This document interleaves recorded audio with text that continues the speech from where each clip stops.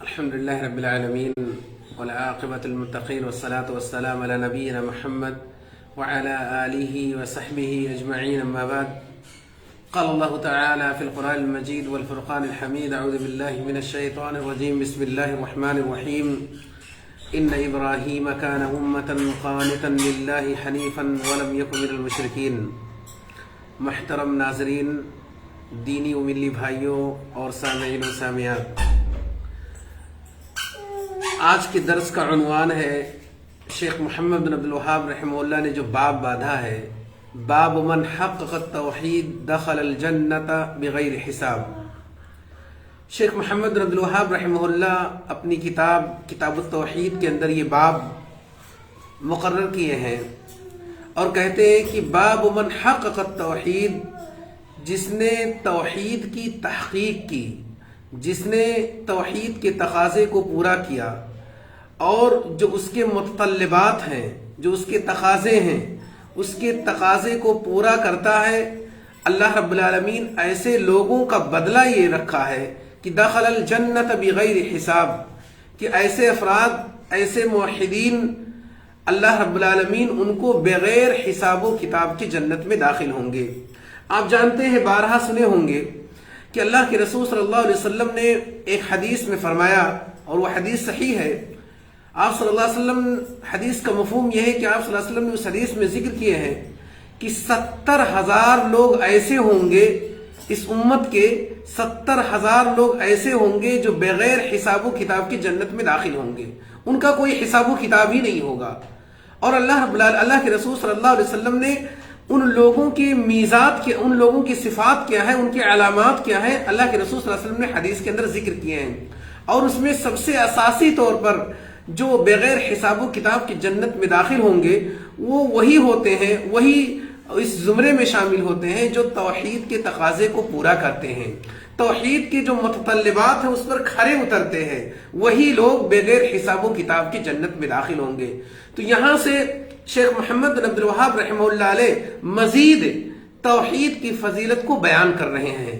یعنی توحید کی فضیلت جو سابقہ درسوں میں کی گئی وہ تو ہے ہی ہے، لیکن توحید کی فضیلت ایک یہ بھی ہے کہ انسان توحید کے عوض، توحید کے بدلے اللہ رب العالمین اس کو بغیر حساب و کتاب کی جنت کے اندر داخل کریں گے. یہ شیخ محمد بن عبد الوہاب رحمہ اللہ نے یہ اپنی کتاب کے اندر باب متعین کیے ہیں. اور اس باب کے حوالے سے شیخ اپنے منہج کی اتباع کرتے ہوئے سب سے پہلے قرآنی آیات کو پیش کیے ہیں، اور اللہ رب العالمین کی اس قول کو انہوں نے بطور دلیل پیش کیا ہے اس باب کے حوالے سے. اللہ رب العالمین قرآن کریم کے اندر ارشاد فرماتا ہے حضرت ابراہیم علیہ السلام کے حوالے سے کہ ان ابراہیم کان امتا قانتا للہ حنیفا ولم یکن من المشرکین. اللہ رب العالمین نے اس آیت کریمہ میں سیدنا ابراہیم علیہ السلام کے حوالے سے ذکر کیے ہیں کہ حضرت ابراہیم علیہ السلام ان ابراہیم کان امتا، یہ لوگوں کے پیشوا تھے. حضرت ابراہیم علیہ السلام یہ ایسے امام تھے جو لوگ ان کی اقتداء کرتے ہیں، یعنی متبوع امام تھے. لوگ ان کی اقتداء کرنے والے، ان کے فالوور اتنے زیادہ ہیں کہ آپ تصور نہیں کر سکتے ہیں. اللہ رب العالمین نے حضرت ابراہیم علیہ السلام کے حوالے سے کہا ان ابراہیم کان امتن، کہ حضرت ابراہیم علیہ السلام ایسے امام تھے جس کی اقتداء کرنے والوں کی تعداد بہت بڑی ہے. اور دوسری صفت کا ذکر کرتے ہوئے اللہ رب العالمین نے فرمایا قانتن. قانت کا معنی یہ ہوتا ہے کہ جو شخص اپنے آپ کو اللہ کے تابع کر دے، شریعت کے جو قوانین اور دستور ہیں اس کے حوالے کر دے، اپنے آپ کو شریعت کے دستور کے لیے سلنڈر کر دے، تو یہ قانت کا معنی ہوتا ہے. یعنی کلی طور پر، مکمل طور سے حضرت ابراہیم علیہ السلام اللہ رب العالمین کے حکم کے تابع تھے. سبحان اللہ. حضرت ابراہیم علیہ السلام کی یہ دو اہم صفتیں ذکر کی اللہ رب العالمین نے. ایک تو ایسے امام تھے جس کی اقتداء کرنے والوں کی تعداد بہت بڑی ہے، اور دوسری صفت یہ ہے کہ حضرت ابراہیم علیہ السلام اپنے رب کے لیے، اپنے رب کے جو احکام ہیں اس کے تابع تھے. رب یعنی اللہ رب العالمین کے جو احکامات ہوتے ہیں اس سے تجاوز نہیں کرتے تھے. قانتا للہ، اللہ کے تابع تھے، اللہ کے مطیع و فرما بردار تھے. اور اس کے بعد میں تیسری صفت ذکر کی گئی کہ حنیفن. حنیف کا معنی یہ ہوتا ہے کہ شرک سے نکل کر کے انسان توحید کے راستے پر چل پڑے.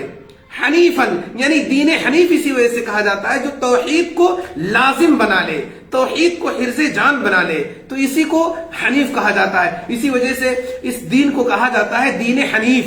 یعنی جو لوگ توحید کو اپنے لیے اساس سمجھتے ہیں, توحید کو ہر حال میں ایک لمحہ کے لیے بھی توحید کو اپنے آپ سے الگ نہیں کرتے ہیں, تو گویا کہ وہ حنیف ہوتے ہیں. تو اس آیت کریمہ میں اللہ رب العالمین نے حضرت ابراہیم علیہ السلام کی 3 اہم صفتوں کا ذکر کیے ہیں. پہلی بات یہ ہے کہ وہ ایسے امام تھے جو لوگ ان کی اقتدا کرنے والے تھے. دوسری صفت یہ ذکر کی گئی کہ اللہ رب العالمین کی یہ تابع تھے. اور تیسری صفت یہ تھی کہ حضرت ابراہیم علیہ السلام شرک سے نکل کر کے توحید پر گامزن ہونے والے تھے. اور مزید تاکید کی گئی وَلَمْ يَكُنْ مِنَ الْمُشْرِكِينَ, یہ شرک کرنے والوں میں سے نہیں تھے, اپنے آپ کو شرک سے دور رکھتے تھے. اب آپ کے ذہن میں یہ سوال پیدا ہوتا ہوگا کہ شیخ محمد بن عبد الوہاب رحمہ اللہ علیہ نے تو باب باندھا ہے, باب من حقق التوحید دخل الجنہ بغیر حساب. یہ تو باب ہے اس شخص کے حوالے سے کہ جو بغیر حساب و کتاب کی جنت کے اندر داخل ہوں گے جب توحید کی تحقیق ہو جائے. تو اس باب سے آیت کریمہ کی کیا مناسبت ہے؟ علماء نے ذکر کیے ہیں, شراح نے ذکر کیے ہیں کہ اصلاً یہاں مناسبت ایک دم واضح ہے. مناسبت اس اعتبار سے ہے گویا کہ اس باب کے اندر یہی تو ذکر کیا گیا ہے کہ جو شخص توحید کی تحقیق کرے گا اللہ رب العالمین بغیر حساب و کتاب کے اس کو جنت میں داخل کرے گا. گویا کہ سوال کرنے والا سوال کر رہا ہے کیف احقق التوحید, میں توحید کے تقاضے کو کیسے پورا کروں, میں توحید کی تحقیق کیسے کروں. تو یہ آیت کریمہ اس کا جواب دے رہی ہے.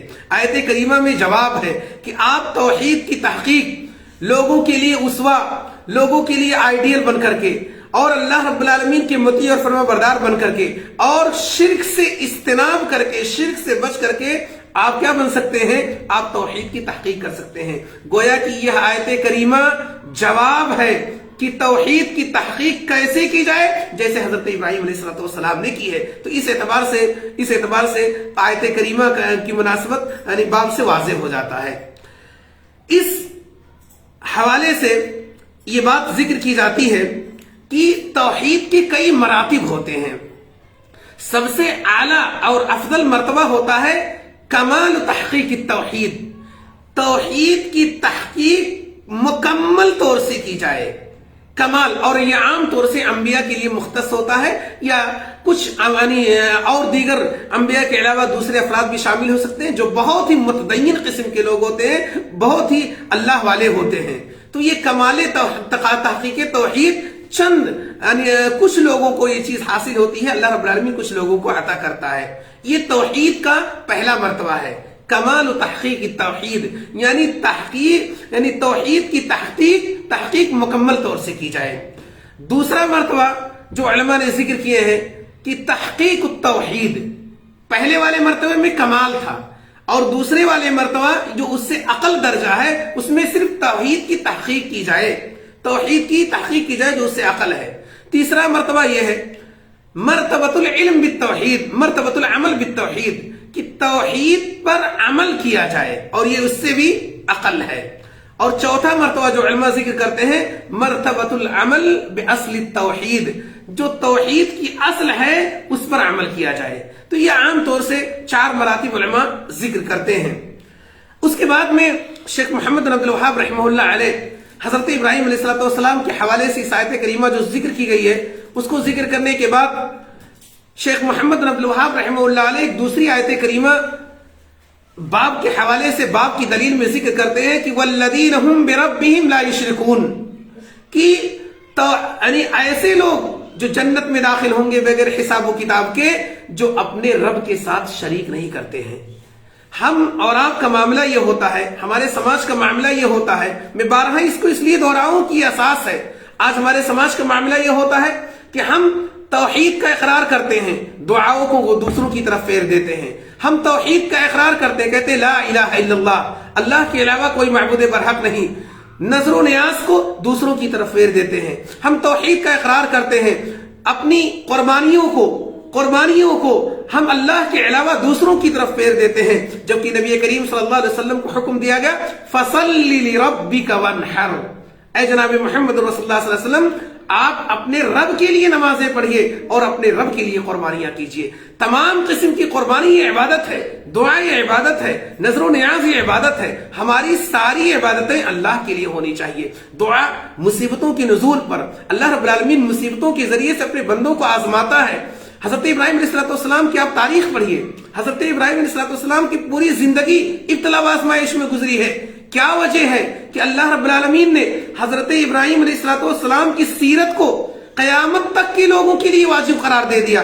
کسی کا حج اس وقت تک مکمل نہیں ہوتا ہے جب تک کہ وہ حضرت ابراہیم علیہ السلام کی تاریخ کو نہ دہرائے، ان کے نقش قدم پر نہ چلے۔ صفا اور مروہ کا چکر لگانا، خانہ کعبہ کا طواف کرنا، یہ سب کس کی یاد ہے؟ یہ حضرت ابراہیم علیہ السلام کی یاد ہے۔ یہ سنت ابراہیمی ہے، حضرت ابراہیم علیہ السلام کی یاد ہوتی ہے اس کے ذریعے سے۔ تو آخر کیوں قیامت تک کے لوگوں کے لیے حضرت ابراہیم علیہ السلام کی یاد کو تازہ کرنے کا کیوں حکم دیا گیا؟ اس کی وجہ یہ تھی کہ حضرت ابراہیم علیہ السلام اپنی مصیبتوں میں، اپنی پریشانیوں میں اللہ رب العالمین نے جب ان کو آزمایا تو اللہ رب العالمین کی اس امتحان میں کامیاب ہوئے۔ پوری پر ان کی زندگی ابتلا و آزمائش سے گزری ہے، انہوں نے دعاؤں کو اللہ کی طرف نہیں پھیرا۔ حضرت ایوب علیہ السلام کو آپ لے لیجئے، حضرت ایوب علیہ السلام کو اللہ رب العالمین نے اتنی مہلک بیماری میں مبتلا کر دیا تھا، 1 سال نہیں کئی سال تک حضرت ایوب علیہ السلام بیماری میں مبتلا رہے۔ ان کے آل اور اولاد سارے لوگوں نے ان کا ساتھ چھوڑ دیا تھا، لیکن حضرت ایوب علیہ السلام نے اللہ رب العالمین سے اپنا رشتہ جوڑا رکھا، اللہ رب العالمین کو پکارتے رہے۔ مصیبتوں میں اللہ رب العالمین کو پکارنا یہ اساس ہوا کرتا ہے۔ ہم اور آپ کا معاملہ ہے، ہم کہتے ہیں اہل توحید ہیں، اہل الحدیث گھرانے کے ہوتے ہیں، دعاؤں کو دوسرے کی طرف پھیرتے ہیں۔ میرے دینی بھائیوں، اگر ہم نے اللہ کی عبادت میں سے کسی بھی عبادت کو اللہ کے علاوہ دوسروں کی طرف پھیر دیا تو یہ شرک ہے، اور شرک کے حوالے سے قرآن کریم نے اعلان کیا ہے، عرش والے نے اعلان کیا ہے، ان اللہ لا یغفر ان یشرک بہ ویغفر ما دون ذلک لمن یشاء۔ اللہ رب العالمین نے قرآن کریم کے اندر وعدہ کیا ہے آپ کی ساری غلطیاں معاف ہو سکتی ہیں، اللہ رب العالمین آپ کی ساری غلطیوں کو نظر انداز کر سکتا ہے، لیکن اللہ کی عبادت میں دوسروں کو شریک کیا جائے، اللہ کے لیے جو دعا عبادت ہے اس عبادت کو دوسروں کی طرف پھیرا جائے، اگر آپ دوسروں کی طرف پھیرتے ہیں تو ایسی صورت میں اللہ رب العالمین آپ کو معاف نہیں کرے گا۔ اور میں نے کل حدیث ذکر کیا تھا، اللہ رب العالمین، اللہ کے رسول صلی اللہ علیہ وسلم فرماتے ہیں کہ اللہ رب العالمین کہتا ہے کہ اگر میرے بندے زمین کے برابر بھی گناہوں میں سے لت پت ہو کر کے آئیں، اگر انہوں نے اپنی زندگی میں میرے ساتھ شریک نہیں کیا، دوسروں کو شریک نہیں کیا ہے، اللہ کی عبادت میں غیروں کو شریک و ساجی نہیں ٹھہرایا ہے، ولیوں کو، پیروں کو، اولیاء اور صالحین کو اللہ کی عبادت میں شریک نہیں ٹھہرایا ہے، عرش والے نے وعدہ کیا ہے میں اس کو معاف کر دوں گا۔ زمین کے برابر بھی گناہوں میں لت پت ہو کر کے آتا ہے تب بھی اللہ رب العالمین فرماتے ہیں میں اس کو معاف کر دوں گا۔ تو میرے دینی بھائیوں، یہ توحید بہت اساس ہے، بہت عظیم چیز ہے۔ آپ سے توحید کا جو سرمایہ ہے کبھی بھی آپ اس کا سودا مت کیجئے۔ اللہ رب العالمین کے علاوہ دوسروں کی طرف، اللہ کی عبادت کو دوسروں کی طرف نہ پھیرے۔ اللہ رب العالمین نے ذکر کیا ہے والذین هم بربهم لا یشرکون، کہ اللہ رب العالمین کے بندے جو ہوتے ہیں اپنے رب کے ساتھ شریک نہیں کرتے ہیں۔ یہ اللہ رب العالمین نے اس آیت کریمہ میں ذکر کیا ہے، اور شیخ محمد بن عبد الوہاب رحمہ اللہ نے انہی دونوں آیتوں کو اس باب کے اندر ذکر کر کے بتلانا چاہتے ہیں کہ جس کے پاس توحید کا فرمایا ہوگا، جو توحید سے مالا مال ہوگا، جس نے اپنی زندگی میں شرک نہ کیا ہوگا، جس نے اللہ کی عبادت کو دوسروں کی طرف پھیرا نہ ہوگا، ایسے ہی لوگ ہوں گے جو بغیر حساب و کتاب کے جنت میں داخل کیے جائیں گے۔ الہ العالمین سے دعا گو ہوں کہ الہ العالمین تو ہم سب کو انہی زمروں میں شامل کر جو بغیر حساب و کتاب کے جنت میں داخل ہوں گے۔ الہ العالمین تو ہم سب کو کتاب و سنت کی حفاظت کرنے کی توفیق عطا فرما، اور جب ہمارا خاتمہ ہو، ہماری روح پرواز کرے تو تو توحید پر ہو۔ آمین۔ تقبل یا رب العالمین۔ ھذا واللہ اعلم، وصلی اللہ علی نبینا محمد وعلی آلہ وصحبہ اجمعین، والسلام علیکم ورحمۃ اللہ وبرکاتہ۔